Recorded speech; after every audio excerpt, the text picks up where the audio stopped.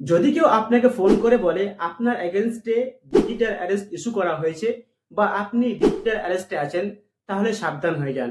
নিশ্চয়ই সে প্রতারক বা স্ক্যামার। সম্প্রতি মুম্বাইয়ের এক 85 বছর বয়সের বৃদ্ধ মানুষ এই প্রতারণায় পড়ে প্রায় 9 কোটি টাকা হারিয়েছেন।